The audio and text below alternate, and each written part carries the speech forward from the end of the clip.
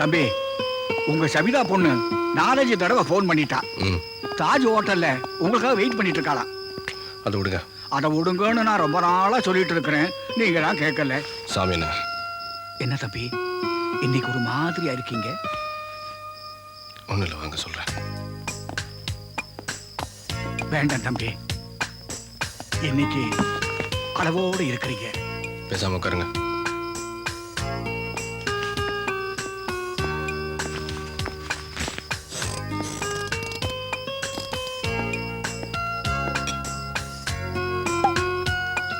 வேண்டாம் தம்பி.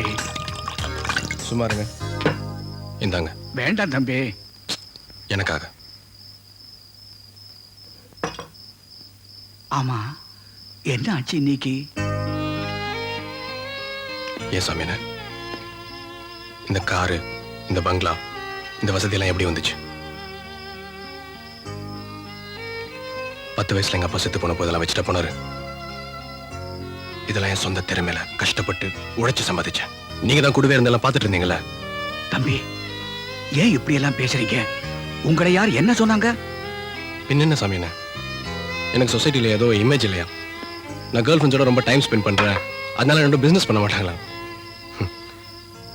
எனக்கு கேர்ள் ஃப்ரெண்ட்ஸ் இருந்தா இவங்களுக்கு என்ன? பொறாம தம்பி. அவங்களுக்கெல்லாம் உனக்கு இருக்கிற மாதிரி கேர்ள்ஸ் ஃப்ரெண்ட்ஸ் இல்லைன்னு பொறாம. அதுக்கு ஒரு மூஞ்சி வேண்டாம்?